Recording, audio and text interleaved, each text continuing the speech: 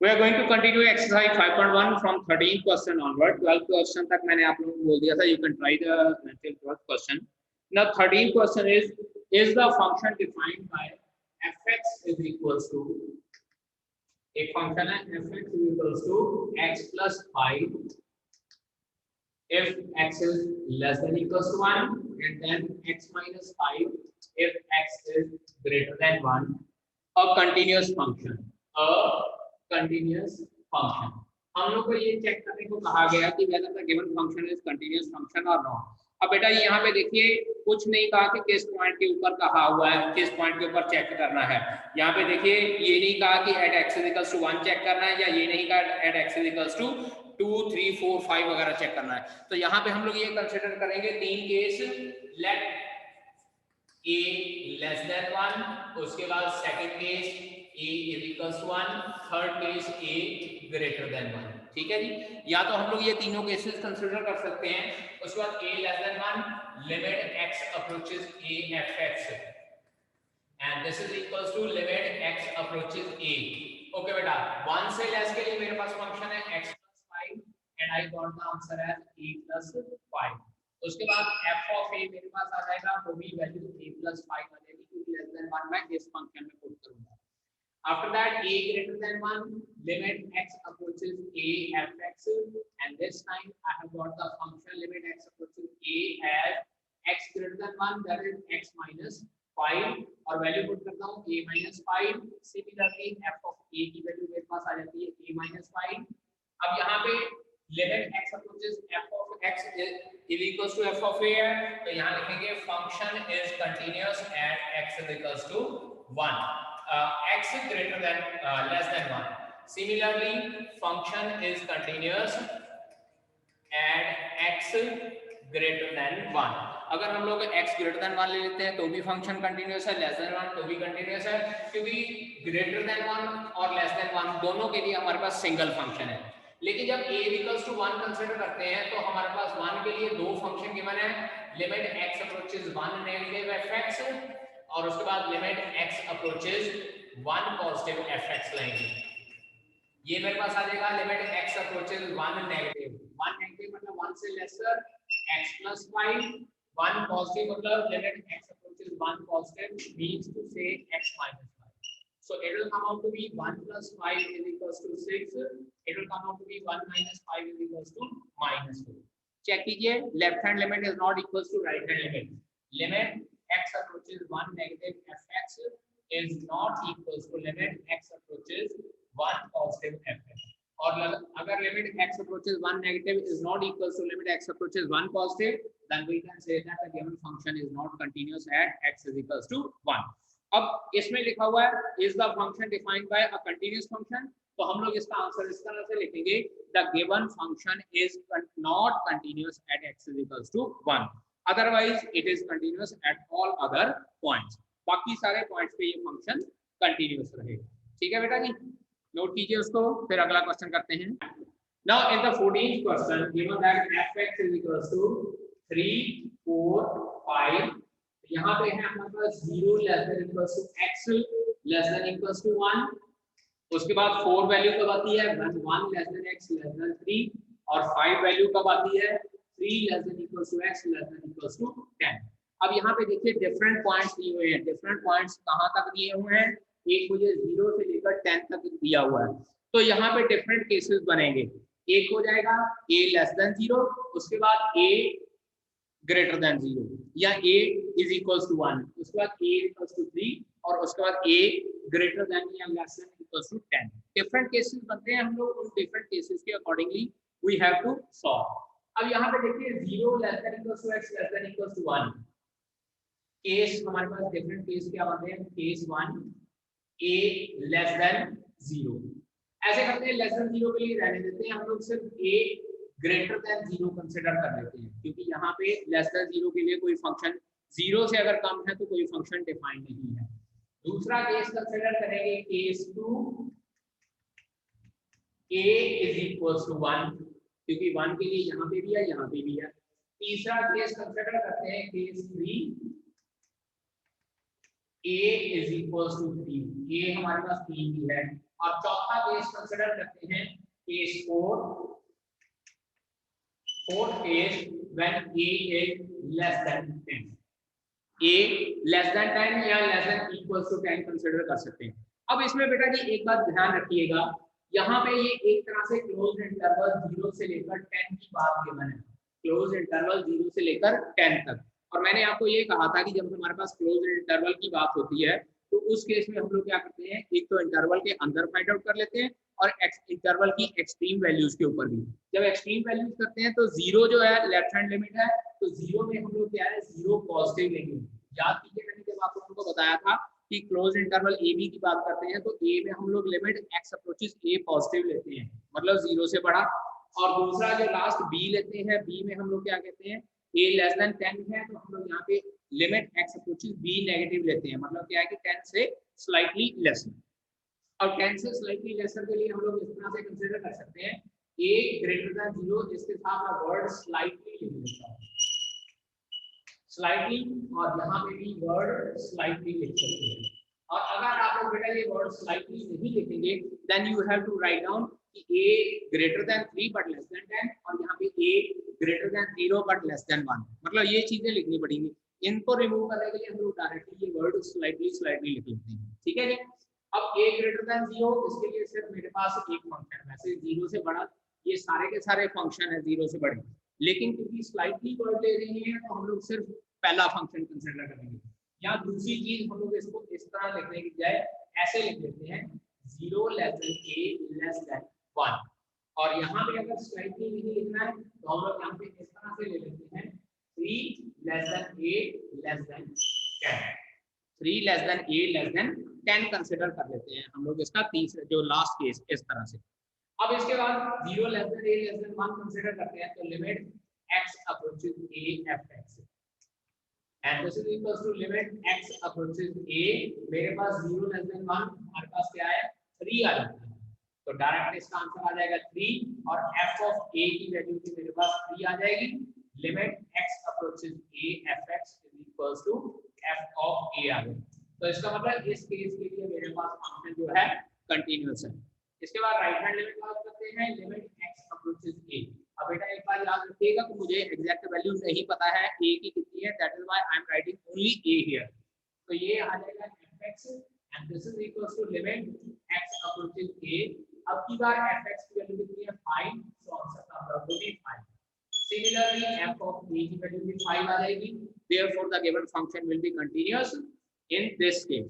अब बात करते हैं a इक्वल्स टू 1, 1 के लिए कितना देखो, एक 1 के लिए वैल्यू यहाँ पे, 1 के लिए वैल्यू यहाँ पे है, limit x approaches 1 negative fx, limit x approaches 1 positive fx, and it will become equals to limit x approaches 1 negative, 1 negative के आंसर 3, और ये मेरे पास आ जाएगा 3, 1 पॉजिटिव के लिए limit x approaches 1 positive, answer मेरे पास आ जाएगा 4। Limit x approaches 1 negative is not equal to limit x approaches 1 positive, fx लिख लेते हैं यहाँ पे। So therefore the given function is not continuous at x is equals to 1. Similarly जब हम लोग यहाँ पे 3 के अकॉर्डिंगली चेक करेंगे, 3 नेगेटिव की value limit x approaches 3 negative fx, ये हमारे पास आ जाएगी 4, और limit x approaches 3 positive, x approaches 3 positive, ये वैल्यू हमारे पास आ जाएगी 5, यानी कि लेफ्ट हैंड लिमिट और right hand limit x is equals to 3 के लिए भी इक्वल नहीं है, so we can say that the given function is not continuous at x is equals to 3। यहाँ पे लिखेंगे not continuous at x is equals to 1, and this is not continuous at x is equals to 3। दोबारा repeat कर रहा हूँ बेटा जी, क्योंकि ये फंक्शन 0 से लेकर 10 क्लोज्ड इंटरवल का था, और क्लोज्ड इंटरवल के लिए मैंने आपको पहले भी एक्सप्लेन किया था कि एंड पॉइंट पे देखना है और इन बिटवीन देखना है। इन बिटवीन हमारे पास पॉइंट है 1 और 3, और एंड पॉइंट था 0 और 10। 0 में हम लोग 0 से पीछे नहीं ले सकते क्योंकि 0 से पीछे कुछ नहीं पता, और 10 से आगे नहीं ले सकते क्योंकि 10 से आगे भी हम लोगों को नहीं पता। So we will write down here 0 less than a less than 1, और ये here we will write down 3 less than a less than 10। यहाँ पे a को अगर 0 से ग्रेटर लिखेंगे ना तो मतलब ये तीनों के तीनों 0 से ग्रेटर है, so we can not consider only one function. Similarly less than 10 लेंगे तो लेस देन 10 ये तीनों के तीनों फंक्शन है, इसलिए we can not consider one.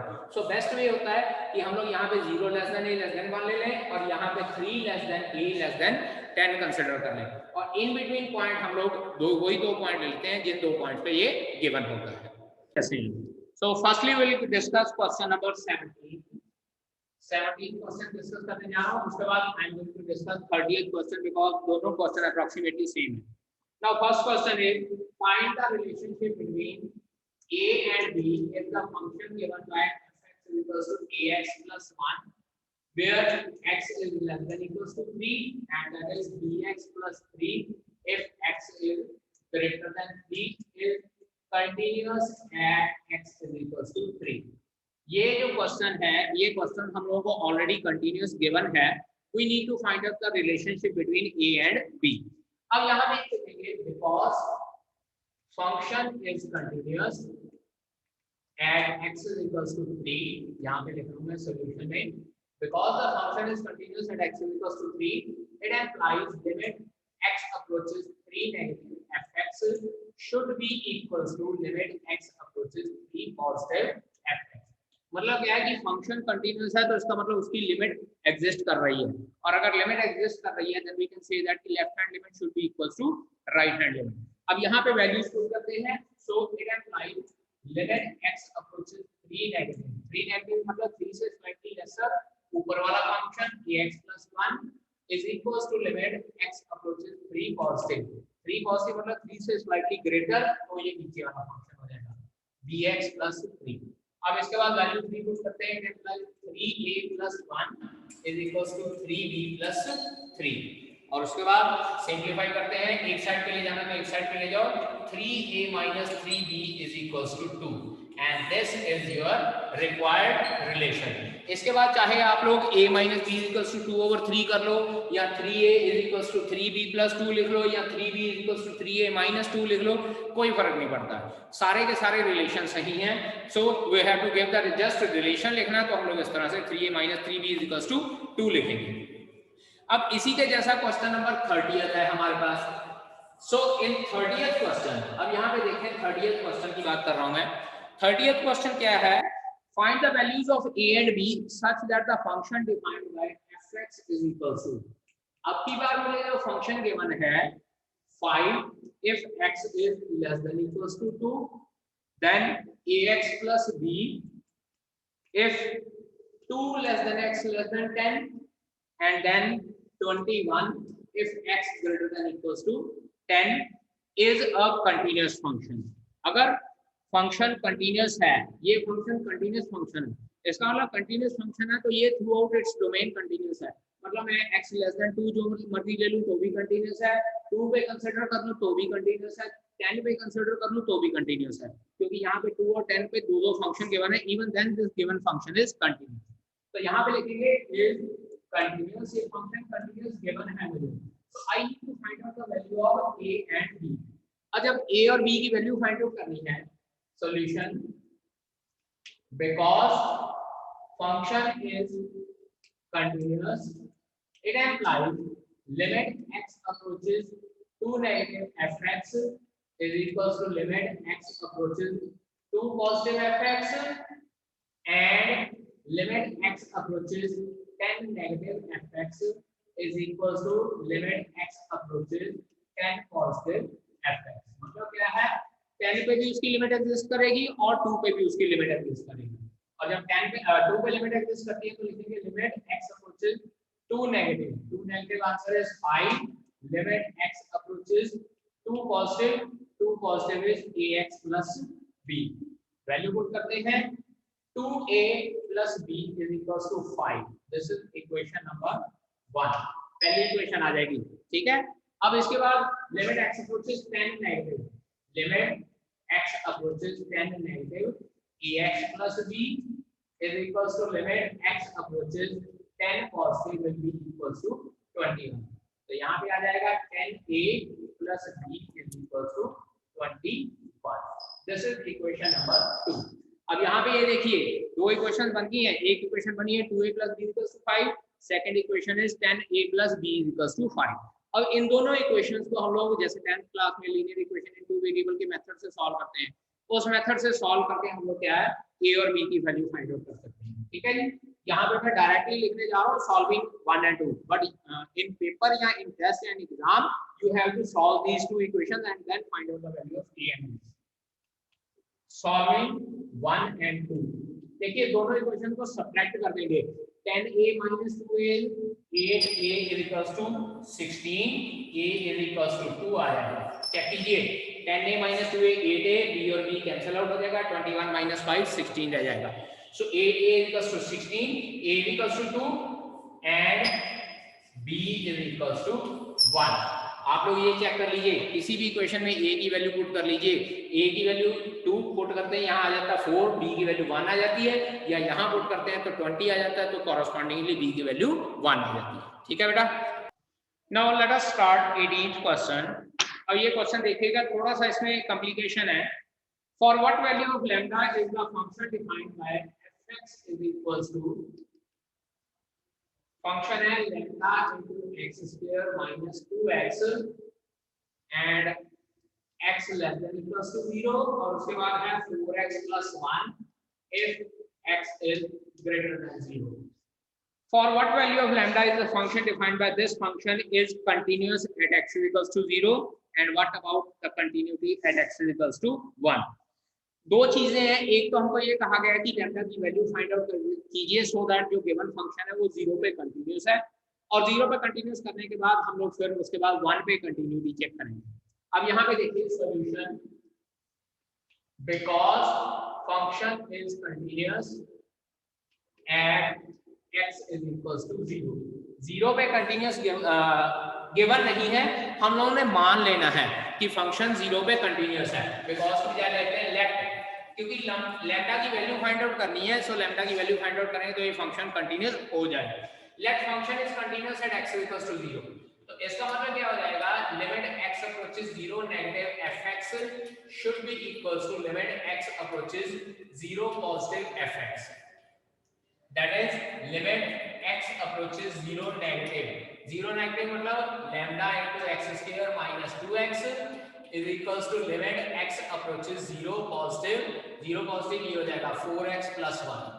अब जब हम लोग वैल्यू पुट करते हैं 0, तो ये लेफ्ट हैंड साइड पे 0 आ जाता है, राइट हैंड साइड पे 1 आ जाता है। लेफ्ट हैंड साइड पे 0 आ जाता है और राइट हैंड साइड पे 1 आ जाता है। तो अब चेक कीजिए क्या 0 और 1 इक्वल हो सकते हैं? It can never happen. So which is wrong, यहां पे लिखेंगे which is wrong, therefore no value of lambda can make this function continuous।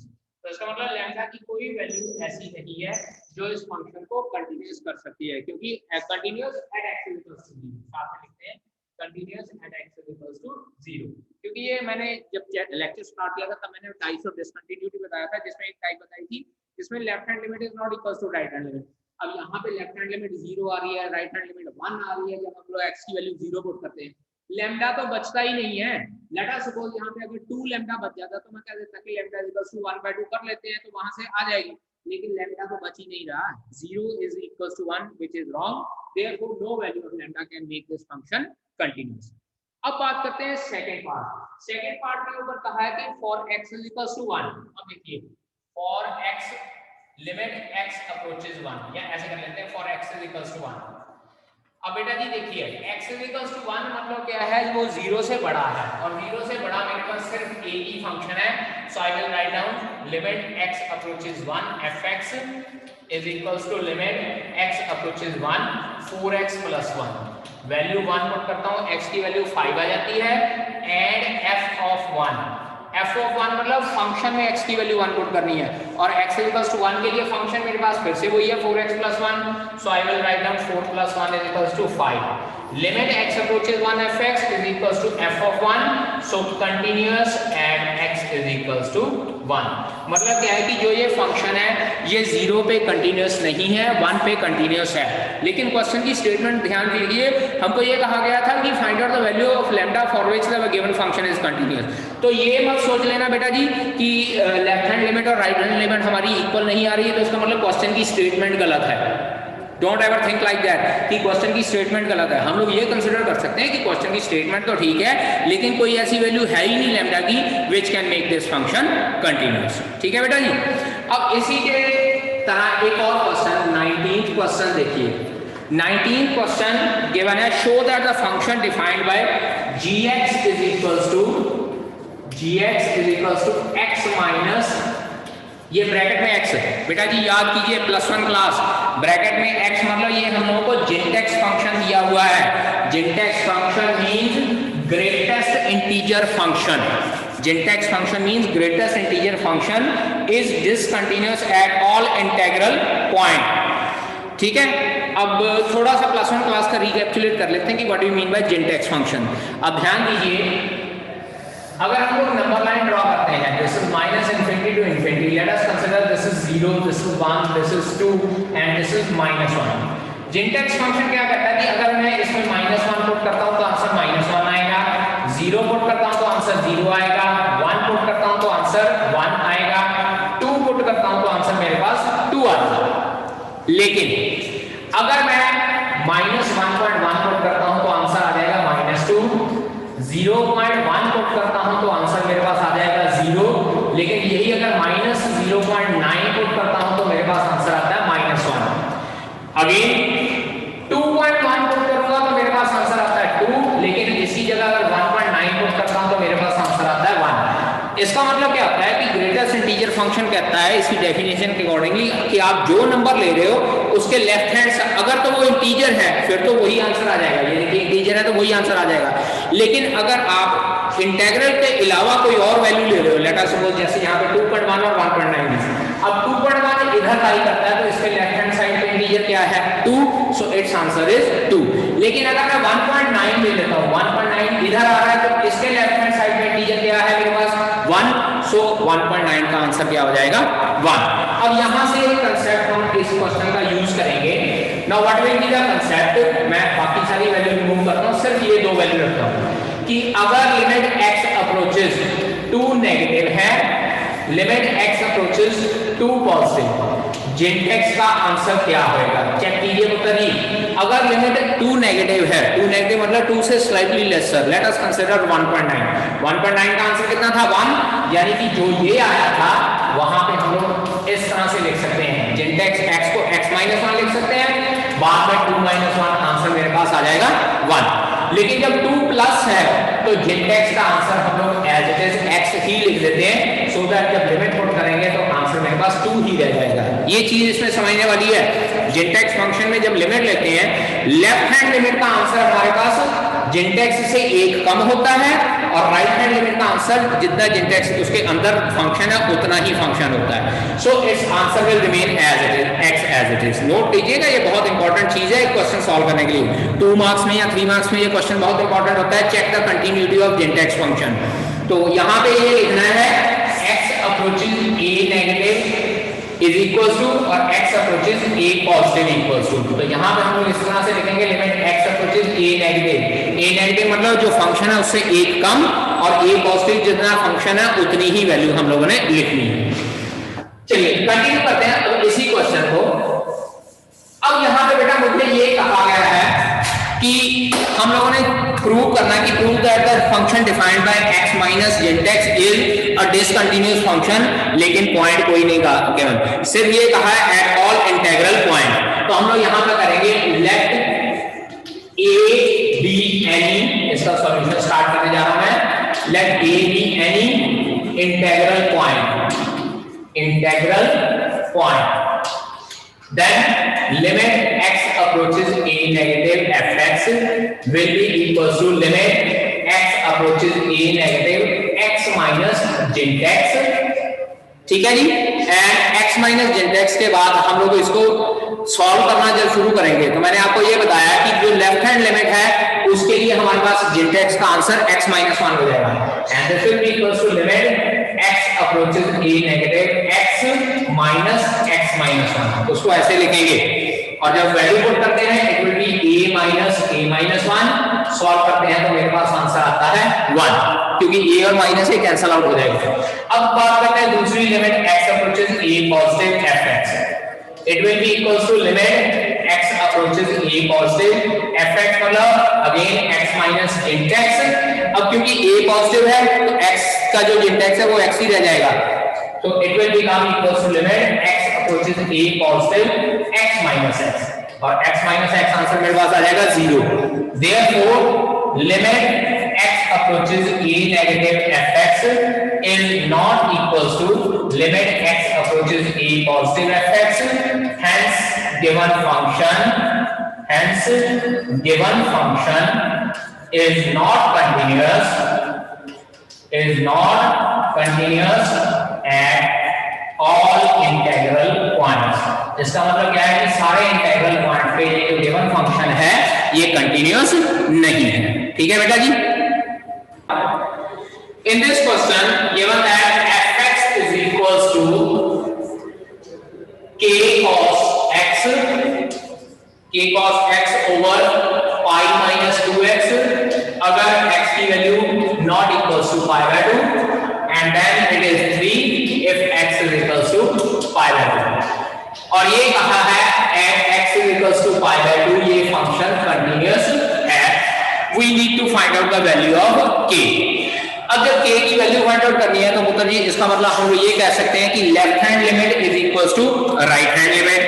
ठीक है, और left hand limit is equal to right hand limit है और वो लिमिट एग्जिस्ट करने के बाद इसी फंक्शन के बराबर है और अगर ये फंक्शन के बराबर है then we need to find out the value of k। अब इसमें बेटा जी क्या करेंगे हम लोग, जब सॉल्व करना है, सॉल्व करने के वक्त एक तो हम लोगों ने लिमिट फाइंड आउट करनी है और उसके बाद उसको फंक्शन की वैल्यू के बराबर पुट कर देना है। अब यहाँ पे ये मत सोचिएगा कि x not equal to pi by 2 तो लेफ्ट हैंड लिमिट और राइट हैंड लिमिट हम लोग फाइंड आउट करेंगे। हमको ये कहा गया कि फंक्शन कंटीन्यूअस है तो डायरेक्टली मैं लिखूंगा because function is continuous and x is equal to pi by 2 it implies limit x approaches pi by 2 fx should be equal to f of pi by 2। ये कंटिन्यूटी की definition के accordingly इस तरह से होना चाहिए। अब यहाँ पे limit x approaches pi by 2 देखिए कैसे करना है।